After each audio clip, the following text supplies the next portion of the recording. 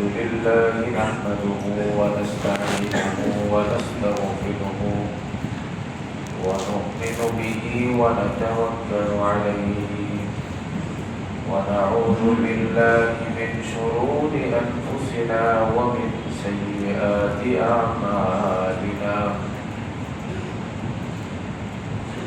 من يهده الله فلا مضل له ومن يضلله فلا هادي له ونشهد أن لا إله إلا الله وحده لا شريك له ونشهد أن سيدنا ومولانا محمدا عبده ورسوله صلى الله تعالى عليه وعلى آله وأصحابه وبارك وسلم تسليما كثيرا أما بعد فأعوذ بالله من الشيطان الرجيم بسم الله الرحمن الرحيم محمد رسول الله والذين معه أشداء على الكفار رحماء بينهم تراهم ركعا سجدا يبتغون فضلا من الله ورضوانا سيماهم في وجوههم من أثر السجود ذلك مثلهم في التوراة ومثلهم في الإنجيل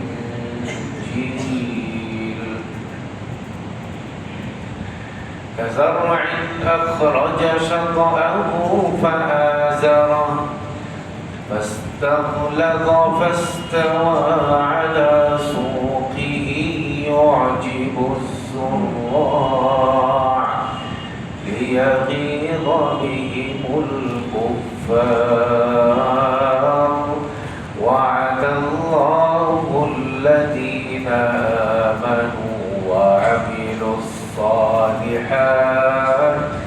وعملوا الصالحات منهم مغفرة وأجرا عظيما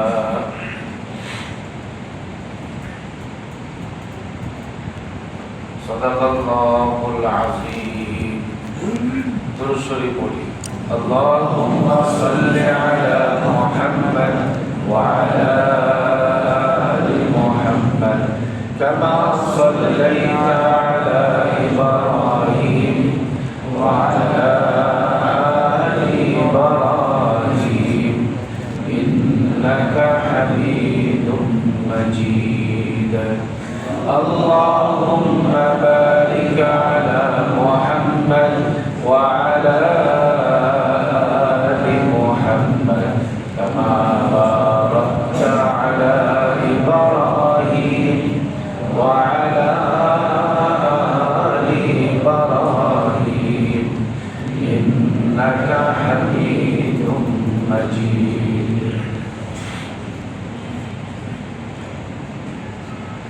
আল্লাহ তাআলার অশেষ মেহেরবানি যে তিনি আমাদেরকে সব ভাইকে আল্লাহর ঘরে জুমার নামাজ আদায় করবার জন্য আসার বসার তৌফিক দান করেছেন শুকর আদায় করে সকলে বলি আলহামদুলিল্লাহ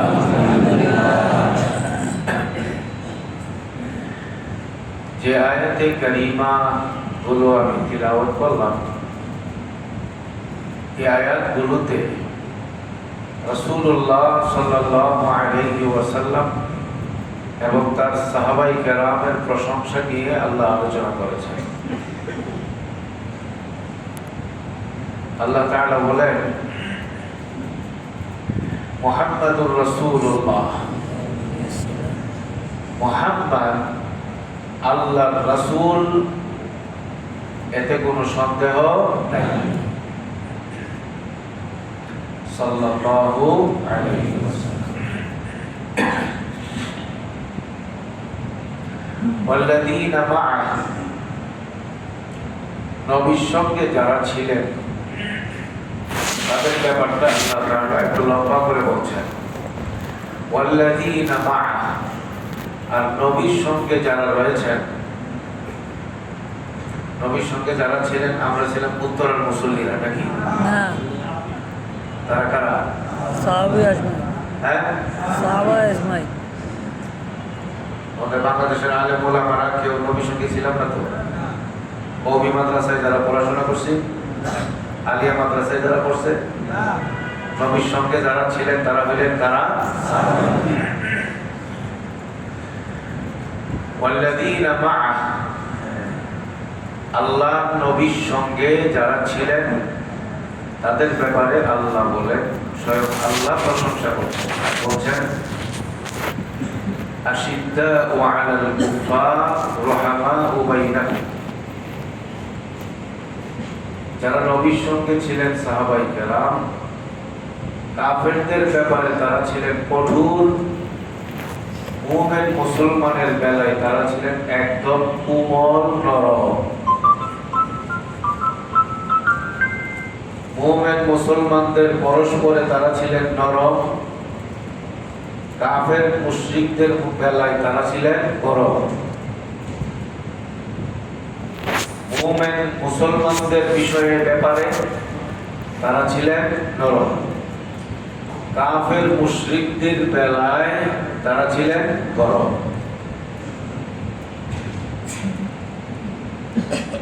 তাদের এই নীতি আদর্শের প্রতি আল্লাহ নারাজ হয়েছেন বলে এরকম বলছে না, খুশি হয়ে বলতেছেন, প্রশংসা করতেছেন।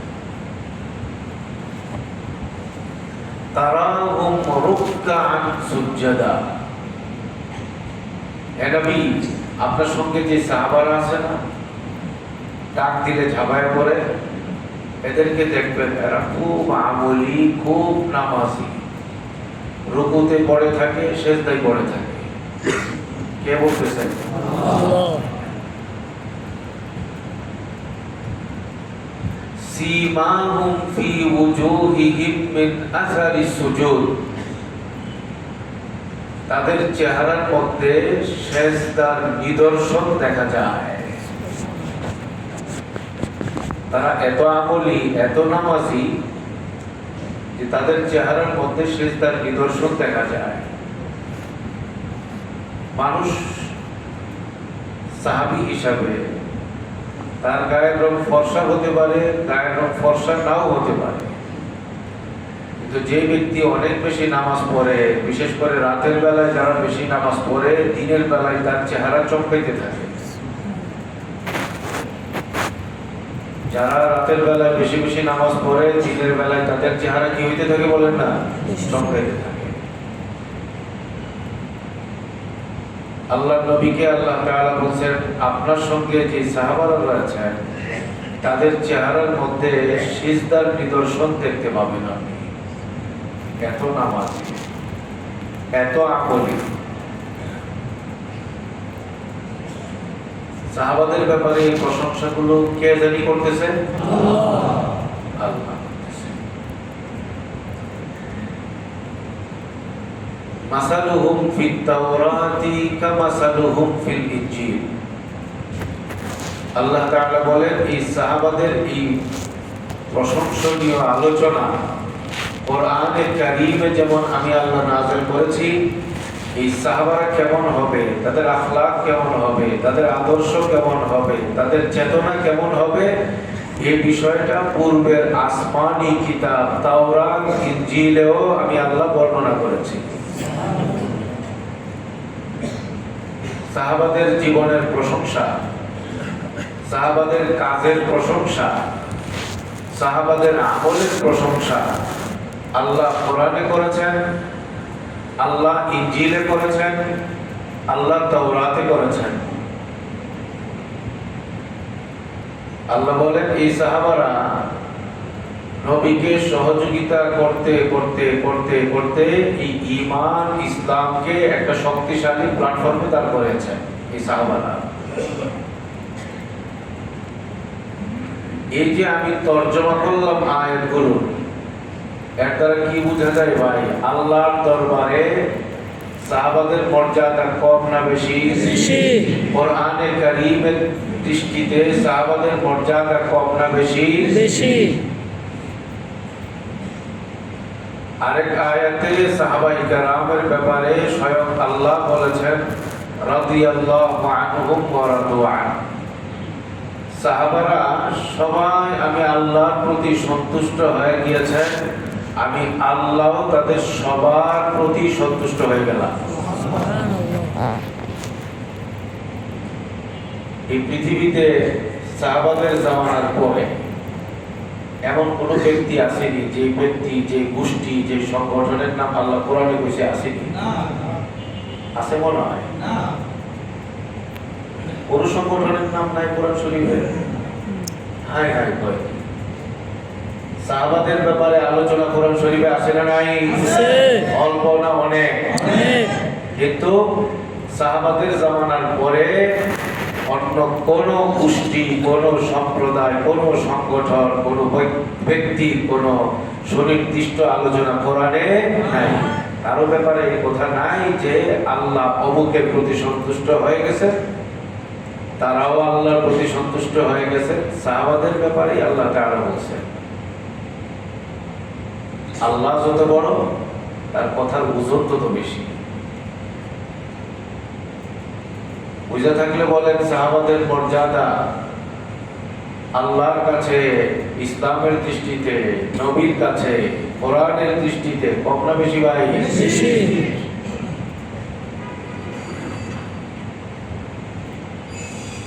কোরআনে কারীমের আরেক জায়গায় আল্লাহ তাআলা বলেন وَإِذَا قِيلَ لَهُمْ آمِنُوا كَمَا آمَنَ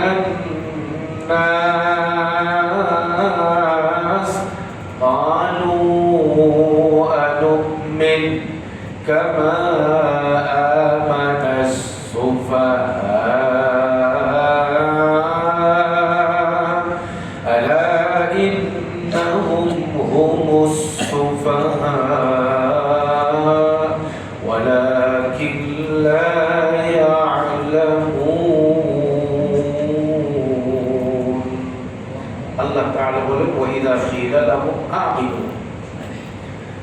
মদিনার ইহুদিদেরকে যখন বলা হয় তোমরা যে ঈমানের দাবি করো এই ঈমানে হবে না, প্রকাশ্যে ঈমান, দিলে দিলে কুফর, এটা সুস্পষ্ট মুনাফিকি। মদিনার মুনাফিকদেরকে যখন বলা হয়েছে ঈমান তোমরা আনতে হবে পরিপূর্ণ রূপে, কার মতো ঈমান? কামা আমানান নাস। আল্লাহ তাআলা বললেন সাহাবারা যেভাবে ঈমান আনছে, সাহাবাদের ঈমানের ধরন যেমন, সাহাবাদের ঈমানের চেতনা যেমন, সাহাবাদের ঈমানের হাকিকত যেমন, সাহাবারা আল্লাহকে যেই রকম বিশ্বাস করে, নবীকে যেই রকম বিশ্বাস করে, সাহাবারা কোরআনকে যেই রকম বিশ্বাস করে এবং মানে, তোমাদের ঈমান সাহাবাদের ঈমানের মতো হইতে হবে। وَإِذَا قِيلَ لَهُمْ آمِنُوا كَمَا آمَنَ النَّاسُ। মদিনার মুনাফিকদেরকে যখন বলা হতো তোমরা সাহাবাদের মতো ঈমান আনো। কার মতো ঈমান ভাই? সাহাবাদের। ক্বালু আনুমিনু কামা আমানা সুফাহা। যারা মূর্খ তাদের মতো আমরা ঈমান আনবো। আবু বকর হলো মূর্খ, বোকা, ওমর হলো বোকা, ওসমান আলী বোকা। সাহাবাদের দল তারা সবাই যেইভাবে ধর্ম, কর্ম, দিন, ঈমান নিয়ে জান জীবন উৎসর্গ করে সংগ্রাম করছে, তারা হলো বোকার দল। নাউজুবিল্লাহ বলবেন না? আউযুবিল্লাহ। এই আয়াতের মধ্যে আল্লাহ তাআলা সুস্পষ্টভাবে নির্দেশ দিয়েছেন, ঈমানকে যদি কামেল করতে হয়, পূর্ণ করতে হয়, পাকাপোক্ত করতে হয়, ঈমান হতে হবে সাহাবাদের ঈমানের মতো। কাদের ঈমানের মতো ভাই? সাহাবার তার মানে ঈমান গ্রহণের ক্ষেত্রেও, ঈমানকে পূর্ণতা দানের ক্ষেত্রে আল্লাহ তাআলা সাহাবাদেরকে মানদণ্ড বানাইছেন।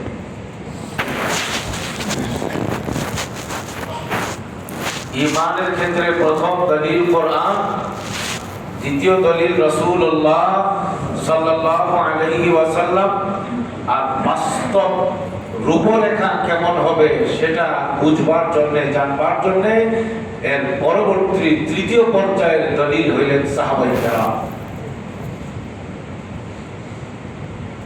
কামা আমান ওয়া ইযা কিলা লাহুম আমিনু কামা আমানান নাস।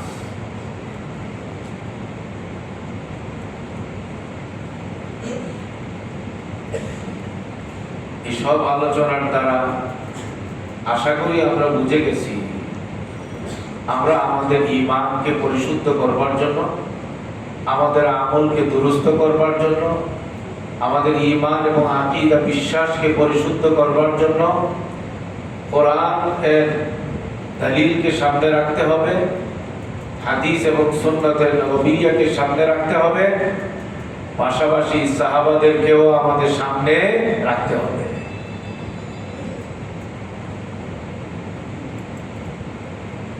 কারণ এই সাহাবারা রাসূলের হাতে তৈরি এক জামাত। সাহাবাদেরকে রাখতে হবে কেন বলেন না? সাহাবারা কার হাতে তৈরি জামাত? রাসূলের পাকের হাতে তৈরি জামাত। রাসূল যখন নামাজ পড়েছেন, নামাজের এই চিত্রটা সাহাবারা সরাসরি দেখেছেন। রাসূল যখন ঘুমিয়েছেন ঘরের বাইরে, তখন রাসূলের ঘুমানোর চিত্রটা আমরা কেউ দেখি নাই, সাহাবারা সচক্ষে দেখেছেন। রাসূল যখন বাসায় ঘুমিয়েছেন, তার পরিবারের ভেতরে তার আরাম বিশ্রাম কেমন ছিল এই পৃথিবীর কোনো নারী সমাজ দেখে নাই। ঘরের ভিতরে আমাদের আম্মা জানরা, তারাও ছিলেন সাহাবা, তারা সচক্ষে দেখেছেন। রাসূলের ইবাদত ঘরের ভেতরে, ঘরের বাইরে, রাসূলের হজ, রাসূলের তিলাওয়াত, রাসূলে পাকের বন্দেগী, রাসূলে পাকের বয়ান, রাসূলে পাকের হাসি, রাসূলে পাকের তিলাওয়াত, রাসূলে পাকের তালিম, রাসূলে পাকের জিহাদ, রাসূলে পাকের রাষ্ট্র পরিচালনা, রাসূলে পাক হুদুদ কিসাস কায়েম করা, আইনের শাসন কায়েম করা, বিচার কার্য পরিচালনা করা, কিভাবে তিনি করেছেন, ব্যক্তির জন্য ইসলাম, সমাজের জন্য ইসলাম, রাষ্ট্রের জন্য ইসলাম নবী কিভাবে কায়েম করেছেন, সচক্ষে যারা দেখেছেন এবং তা বাস্তবায়নের জন্য নবীর সহযোগী হিসাবে যারা কাজ করেছেন, তারা হলেন একমাত্র সাহাবাদের জামাত। তারা হলেন একমাত্র সাহাবাদের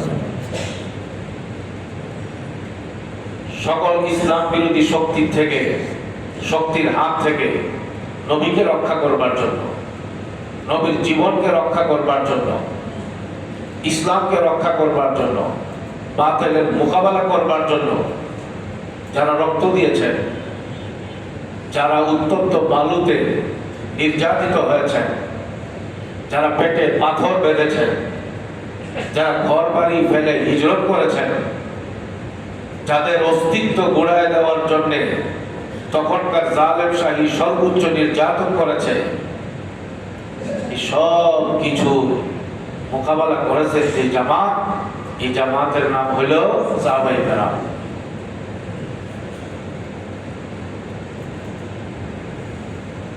রাসূল পাক সাল্লাল্লাহু আলাইহি ওয়াসাল্লাম যখন বদরের যুদ্ধে গিয়েছেন, নবীর সঙ্গে সৈনিক হিসেবে যারা জিহাদ করেছিলেন তারা হলেন কারা? সাহাবা। উহুদের প্রান্তরে নবীর সঙ্গে জিহাদ করতে গিয়ে রক্তাক্ত হয়েছিলেন যারা, শাহাদত বরণ করেছেন যারা, লড়াই করেছেন যারা, তারা হইলেন কারা? সাহাবা। খন্দকের যুদ্ধে পরিখা খনন থেকে নিয়ে শেষ পর্যন্ত নবীর সঙ্গে কাফেরদের মোকাবেলায় লড়াই সংগ্রাম করেছেন যারা, তারা হলেন কারা? সাহাবা। আপনি কোন জায়গায় আপনি এমন একটা পরিস্থিতি আনবেন যেখানে সাহাবা ছিলেন না, সেখানে আমরা ছিলাম? আছে এরকম কোন জায়গা? সব জায়গায় নবীর সঙ্গে ছিলেন কারা? সাহাবা। সাহাবা, সাহাবাদের শান মান অনেক বেশি আলোচনা হওয়া দরকার, বিশেষ করে এই পরিবেশে, বর্তমান সিচুয়েশনে। কারণ কিছু কিছু ভাই তারা বুঝে হোক না বুঝে হোক সাহাবাদের সমালোচনায় মেতে উঠেছে। ওসমানের দোষ চর্চা, হযরত আলীর কি কি দোষ আছে তার সেই দোষ চর্চা, সাহাবাদের কি কি দোষ, নবীদের কি কি দোষ, এই দোষ মুআবিয়া রাদিয়াল্লাহু তাআলা আনহুর কি কি দোষ, এই চর্চাটাকে এখন একটা মিশন বানাইছে কিছু ভাইয়েরা, বুঝা কেউ হয়তো না বুঝা।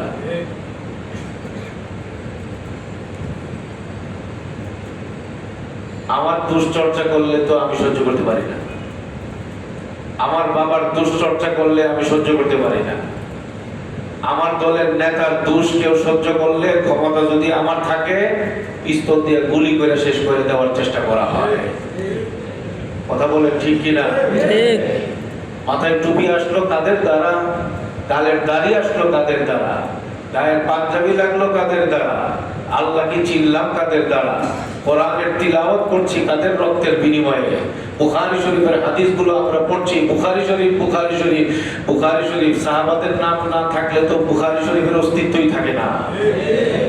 কিরে ভাই, লক্ষ লক্ষ সাহাবা, লক্ষ লক্ষ হাদিস যে আছে, এই লক্ষ লক্ষ হাদিসের মধ্যে নবী আর তাবেঈন এর মধ্যে মূল সূত্র যে ব্যক্তিটা, ওই ব্যক্তির নাম কি? সাহাবা। মানে এটা একটা সুকৌশলে মানুষকে ইসলাম থেকে দূরে সরানোর একটা ষড়যন্ত্র। সাহাবাদেরকে বাদ দেওয়া, সাহাবাদেরকে কলঙ্কিত করা, সাহাবাদের বদনাম চর্চা করা, এর মানে তো হইল রাসূলের পাকের পর্যন্ত এই দুশ্চর্চাকে নিয়ে যাওয়া। কে রাসূলের হাতে তাইলে কেমন জামাত তৈরি হয়েছে, যে জামাতের এত দুষ, এত চর্চা, এত সমস্যা।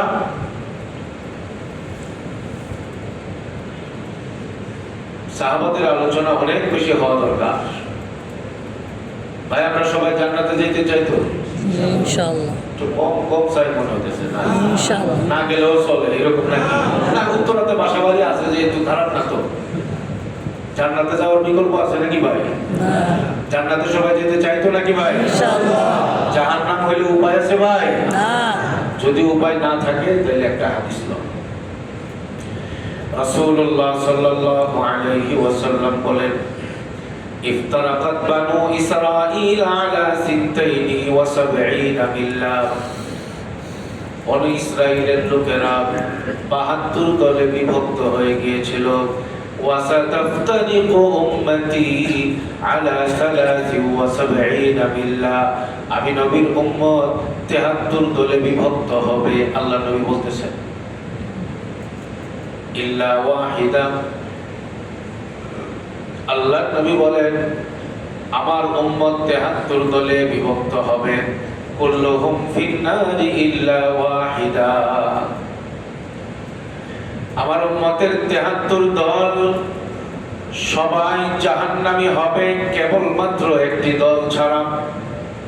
৭৩ দল থেকে নাজাত প্রাপ্ত জান্নাতি দল হবে মাত্র একটা।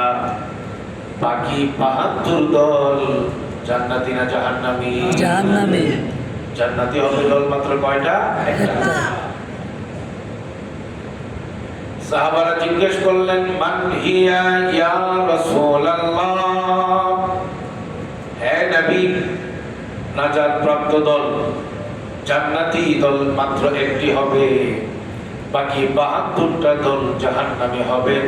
আমরা জানতে চাই ওই একটি মাত্র দল কারা, তাদের বৈশিষ্ট্য কি?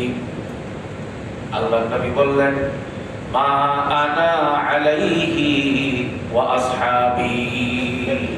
হাদিস বুখারী শরীফে আছে, মুসলিম শরীফে আছে, সহিহ হাদিস।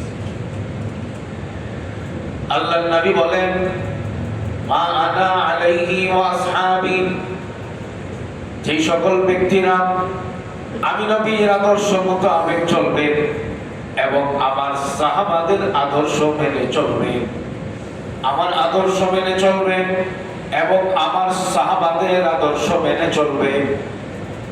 নবী কি শুধু নিজের আদর্শের কথা বলছেন না সাহাবাদের কথা বলছেন? ভাই, সাহাবাদের কথা বলছে। মা আনা আলাইহি ওয়া আসহাবি,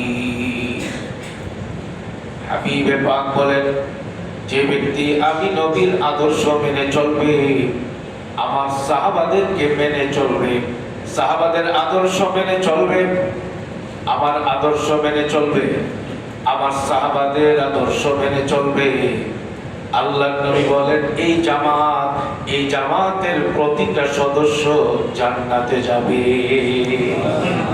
জান্নাতে যাওয়ার জন্য আল্লাহর নবী শর্ত জুড়ে দিয়েছেন। নবীর আদর্শকে মানতে হবে, নবীর তরিকাকে মানতে হবে, পাশাপাশি সাহাবাদের তরিকাও মানতে হবে। সাহাবাদের তরিকা কি রাসূলের তরিকা থেকে আলাদা কোনো তরিকা না। সাহাবাদের তরিকাটাও রাসূলেরই তরিকা, রাসূলের পাকের কাছ থেকেই তারা শিখছেন, তারা জানছেন। বুঝে থাকলে বলেন ভাই, গোমরাহি থেকে বাঁচার জন্য, জাহান্নাম থেকে বাঁচার জন্য, আহলে সুন্নাত ওয়াল জামাতের কাতারে নাম লেখাইবার জন্য রাসূলের পাকের অনুসরণের পাশাপাশি সাহাবাদেরকেও মানদণ্ড মানতে হবে কি হবে না? কথা বলেন। তবে মা আনা আলাইহি ওয়া আসহাবি।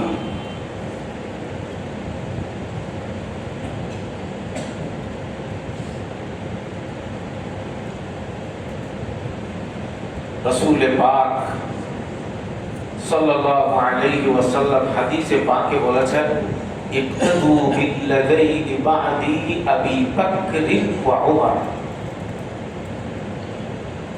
এই হাদিস বুখারী শরীফে আছে। রাসূলুল্লাহ সাল্লাল্লাহু আলাইহি ওয়াসাল্লাম বলেন, আমি নবী যখন থাকবো না, যার যার মতো করে ধর্ম পালন করবা এরকম সুযোগ নাই।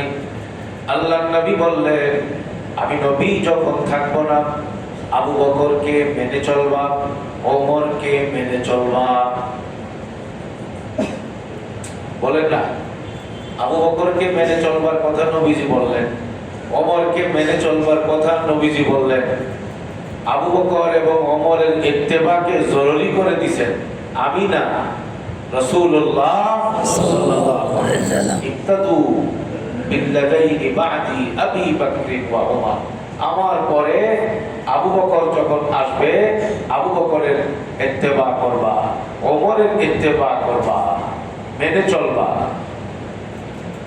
সে আবু বকরের সমালোচনা করা যাবে, আমাদের মতো সদরউদ্দিন, বদরউদ্দিন, কলিমউদ্দিন, ওমরের সমালোচনা, উসমানের সমালোচনা, আলীর সমালোচনা, আমিরে মুআবিয়ার সমালোচনা। আমিরে মুআবিয়া তো এটা চিংড়ি মাছের মতো মজাই লাগে বলতে ওনার ব্যাপারে। হযরত মুআবিয়া রাদিয়াল্লাহু তাআলা আনহুর কথা অন্য সব বাদ দেন, শুধু এই হাদিসটা আপনাদের আমাদের কারো ব্যাপারে আসছে কিনা। আল্লাহর নবী বলছেন, আল্লাহুম্মা ফাক্কিহু ফিদ্দীন ওয়া আদখিলহুল জান্নাহ। আয় আল্লাহ, এই মুআবিয়াকে দ্বীনের গভীর জ্ঞান আপনি দান করেন এবং তাকে জান্নাতে পৌঁছায় দেন। সুবহানাল্লাহ।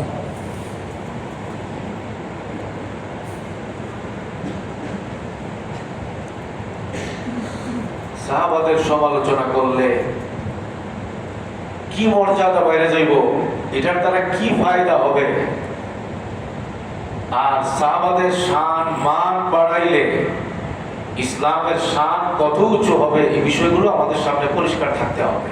বিশেষ করে এই সময়টায় সাহাবাদের নাম নিয়ে আপত্তিকর মন্তব্য করা হচ্ছে। আম্মা জান খাদিজাতুল কুবরা, ওনাকে নিয়ে আপত্তিকর মন্তব্য করা হচ্ছে।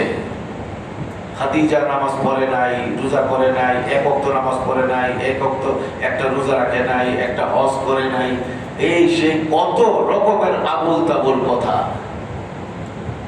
আবার বলে আমি যা গবেষণা করে দেখছি। আপনি পড়ছেন এই কত পড়ছেন, যতটুকু গবেষণায় ততটুকুই হবে। পড়ালেখা করতে হবে তো।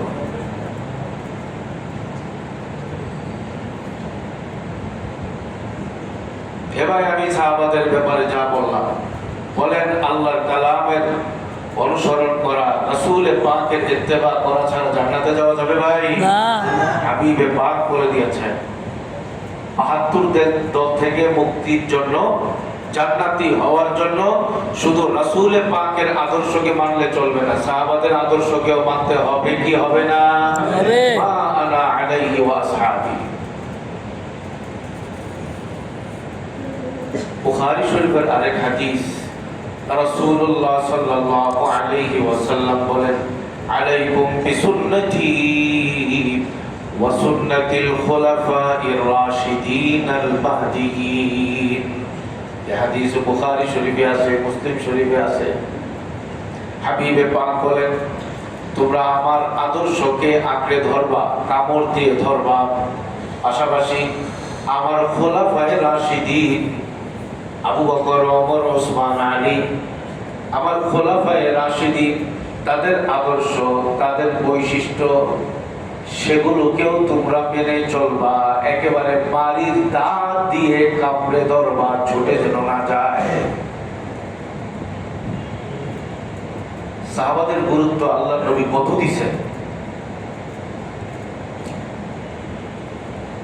আমার এখনো মনে আছে, কোন এক মুসল্লি, আজ থেকে অনেক বছর আগে, হয়তো 15-16 বছরের কম হবে না, আনুমানিক, আমাকে বলতেছিলেন একদিন যে মসজিদে তো আপনি একটা বেদাত করতেছেন, এই বেদাতটা উঠাই দেওয়া যায় না?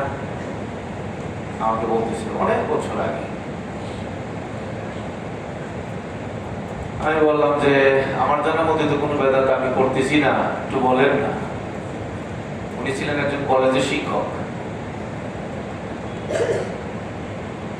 উনি বললেন যে এই যে শুক্রবারে আযান 2টা হয়, আল্লাহর নবীর সময় তো আযান একটা হইছে, আবু বকরের জামানায় আযান জুমার দিনে একটাই হইতো, ওমরের জামানায় আযান একটাই হইছে, হযরত উসমানের জামানায় আসার পরে হযরত আমিরুল মুমিনিন ওসমান গনি রাদিয়াল্লাহু আনহু উনি দ্বিতীয় আযানটা বাড়ায় দিয়েছেন।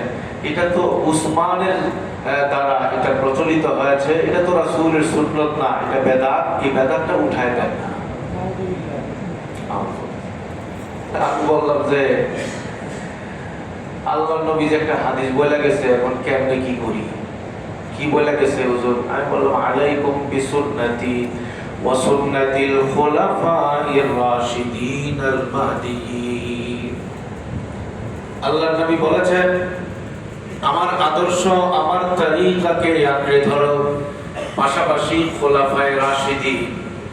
খোলাফায়ে রাশিদিন মানে আবু বকর, ওমর, ওসমান, আলী, খোলাফায়ে রাশিদিনদের আদর্শকেও তোমরা মেনে চলো, কামড়ে ধরো। ওই খোলাফায়ে রাশিদিনদের তালিকায় তো অন্যতম ব্যক্তি হযরত ওসমান গনি রাদিয়াল্লাহু আনহু। তিনি যে আমলের কথা বলবেন, তিনি যেই ফতোয়া দেবেন, তিনি যেই দিক নির্দেশনা দেবেন, সেটাকেও মানার কথা স্বয়ং আল্লাহর নবী বলে গেছে। আপনার কাছে এটা বেদাত হতে পারে, আমার কাছে এটাও নবীর সুন্নতের অন্তর্ভুক্ত, কারণ নবী তো বলে গেছে। কথা কি বুঝতে পারতেছেন? কোনটা বেদাত, কোনটা সুন্নত, ফতোয়া দিচ্ছেন কলেজের শিক্ষক। আপনি কলেজের শিক্ষক হয়েছেন, আপনি ডাক্তার হয়েছেন, আপনি ইঞ্জিনিয়ার হয়েছেন, আপনি অনেক বড় বিজ্ঞানী হয়েছেন, আপনি অনেক বড় সাংবাদিক হয়েছেন, আপনি অনেক বড় নেতা হয়েছেন, আপন আপন জায়গায় আপনার প্রতি একবার না বহুবার শ্রদ্ধা জানাই, আপনার এই শিক্ষা দীক্ষার প্রতি। কিন্তু কোরআন হাদিসের যে বিশাল এক সমুদ্র, এই সমুদ্রের আপনি 1-2 ফুটা পানি হয়তো পান করেছেন বাংলা বই পড়া, এর যে হাজারো সমুদ্র এর ভিতরে লুকানো আছে। এই পড়াশোনাটা যেহেতু আপনি শাস্ত্রীয়ভাবে পড়েন নাই, এই জন্য আপনি বেদাত, সুন্নত, কুফর, শিরক, জায়েজ, নাজায়েজ, হালাল, হারাম, এই ধরনের বিষয়গুলোতে আপনাদের মতো যারা আছেন আপনারা ফতোয়া দেওয়ার ক্ষেত্রে আপনারা আগানো, ফতোয়া দেওয়ার চিন্তা ভাবনা করা, এটা এই শ্রেণীর শিক্ষিত মানুষের দ্বারা এটা সহি না এবং এটা জায়েজ নাই। যে যতটুকু জানে এতটুকু বলা দরকার, যেটা জানে না সেখানে থেমে যাওয়া দরকার। আজকে যে এই বিভিন্ন রকমের ইসলামের নামে অনেক রকমের কুফুরি কথাবার্তা সমানে চলতেছে না, এই সব এর মূলে কারণ হইল যে যতটুকু জানে তাও বলে, না জানে না তাও বলে। এই কারণে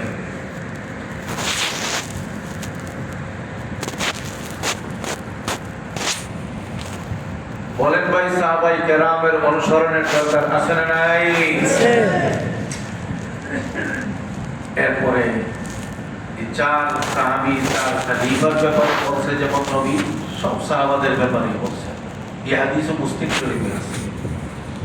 রাসূল পাক সাল্লাল্লাহু আলাইহি ওয়াসাল্লাম বলেন, মাসালু আসহাবি ফি উম্মতিহি কাল মিলহি ফিত তাআম ওয়া লা ইয়াসলুহু তাআমু ইল্লা বিল মিলহি আও কামা ক্বালা আলাইহিস সালাতু ওয়াস সালাম। আল্লাহর নবী বলেন, আমার উম্মতের জন্য সাহাবাদের মর্যাদা, সাহাবাদের প্রয়োজনীয়তা এত বেশি, খাবারের জন্য লবণের প্রয়োজন যত বেশি। বলেন, খাবারের জন্য লবণের প্রয়োজন কম হয় না বেশি? যত মজাদার আইটেমই রান্না করেন, এই আইটেমের ভেতরে যদি লবণ না হয় সব শেষ। খাওয়া যাবে? আল্লাহর নবী বলেন, আমার উম্মতের জন্য সাহাবাদের আদর্শকে মানার প্রয়োজন কত বেশি। কাল মিলহি ফিত তাআম, খাবারের মধ্যে লবণের প্রয়োজন যত বেশি। খাবার লবণ ছাড়া খাওয়ার উপযুক্ত হয় না। আল্লাহর নবী বুঝায় দিলেন, কারো ঈমান আমল পরিপূর্ণ করবার জন্য, দুরুস্ত করবার জন্য সাহাবাদের আদর্শের অনুসরণের বিকল্প নাই। সব সাহাবাদেরকে দিয়া আল্লাহর নবী সাফ জানাই দিয়েছেন নবীর ফতোয়া। এখানে একটা প্রশ্ন আসতে পারে, ঠিক আছে সাহাবাদেরকে মানবো, সাহাবাদের ফতোয়াও মানবো, কিন্তু আমরা সাহাবাদের যে যে দোষ ত্রুটি তারা করছে এগুলো সমালোচনা করতে অসুবিধা কি? এই ধরনের প্রশ্ন যদি কেউ করে, ওনাদের জন্য আরেকটা হাদিস পেশ করি। রাসূলুল্লাহ সাল্লাল্লাহু আলাইহি ওয়াসাল্লাম বলেন, হযরত সাওবান রাদিয়াল্লাহু তাআলা আনহু riwayat করেছেন, নবী বলেন, ইদা যুকিরা আসহাবি ফাআমসিকু, ইদা যুকিরা আসহাবি ফাআমসিকু। আল্লাহর নবী বলেন, কোন মজলিসে, কোন সভায়, কোন সেমিনারে আমার সাহাবাদেরকে নিয়ে যদি আপত্তিকর মন্তব্য কেউ করে, সমালোচনা করে, তাদের দুশ্চর্চা করে, আল্লাহর নবী বলেন, তোমাদের প্রতি আমি নবীর নির্দেশনা হলো আমার সাহাবাদের ব্যাপারে তোমাদের জবান তোমরা বন্ধ করে দাও। সাহাবাদের দুশ্চর্চার ক্ষেত্রে জবান কন্ট্রোল করো, জবান বন্ধ করে দাও। যে মজলিসে তাদের দোষের আলোচনা হয়, সমালোচনা হয়, ওই মজলিসে কোন নবীর আশিক, কোন মুমিন মুসলমান ওই মজলিসের সমর্থন করতে পারে না। আল্লাহর নবী বলে দিলেন, আমার সাহাবাদের নিয়ে তাদের দুশ্চর্চা করবার বিষয় নিয়ে কেউ যদি কোন প্রোগ্রাম করে, কোন সভা সেমিনারের আয়োজন করে, আর তোমার কানের মধ্যে যদি আসে সাহাবাদের সমালোচনা, আল্লাহর নবী বলেন, ফাআমসিকু, তাদের এই সমালোচনার কার্যক্রম থেকে তোমরা সবাই বিরত থাকো। মজলিস প্রত্যাখ্যান করো, মজলিস থেকে উঠে আসো। যত কিছুই হোক, সাহাবাদের দুশ্চর্চা হবে সেটা আমরা মেনে নিতে পারি না। আমাদের প্রত্যেকের ক্ষেত্রে রাসূল পাকের এই হাদিস, যেটা সর্বশেষ পর্যায়ে বললাম, এই হাদিসটাকে সামনে রাখা, সাহাবাদের মহাব্বত, ভালোবাসা, এটা কিন্তু ঈমানের একটা পরিচয়। বুখারী শরীফের মধ্যে জায়গায় জায়গায় শিরোনাম আছে, বাবু হুব্বুল আনসার মিনাল ঈমান। হুব্বুল আনসার মিনাল আনসার সাহাবাদেরকে ভালোবাসা ঈমানের নিদর্শন।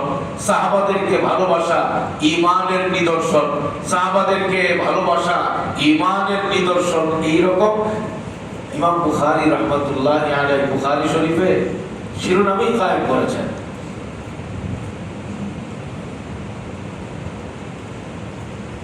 সেই সাহাবারা, যেই সাহাবাদের আলোচনা স্বয়ং আল্লাহ করেছেন কোরআনে, যেই সাহাবাদের ভূয়সী প্রশংসা আল্লাহর নবী করেছেন স্বয়ং হাদিসে, যেই সাহাবাদের ইত্তেবা অনুসরণকে জান্নাতে যাওয়ার মানদণ্ড বানিয়েছেন স্বয়ং নবী করিম সাল্লাল্লাহু আলাইহি ওয়াসাল্লাম, সেই সাহাবাদের মধ্যে সবার শীর্ষে সর্বশ্রেষ্ঠ সাহাবী ছিলেন হযরত সিদ্দিক আকবর রাদিয়াল্লাহু আনহু।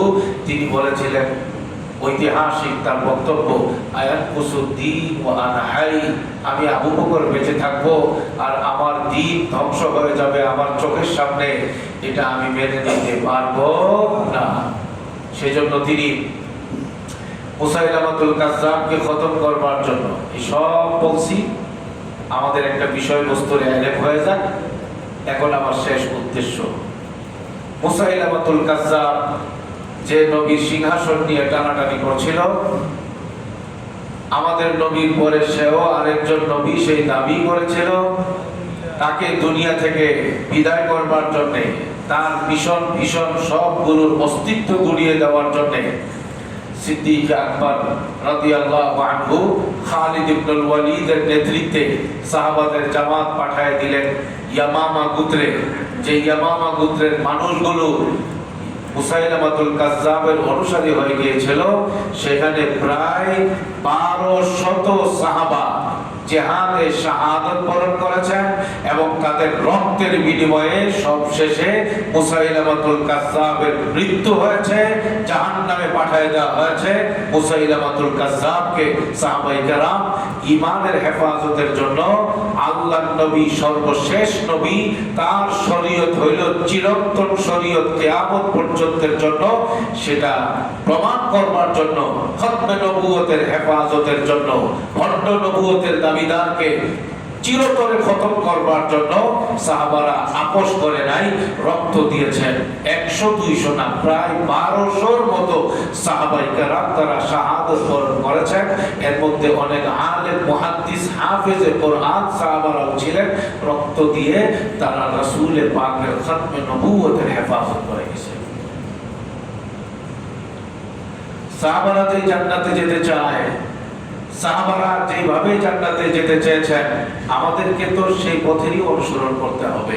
সাহাবাদের দাম, সাহাবাদের মর্যাদা, সাহাবাদের রক্ত, সাহাবাদের অবস্থান আপনি আমরা গোটা পৃথিবীর মুসলমানের চেয়ে কম ছিল না, অনেক বেশি ছিল ভাই।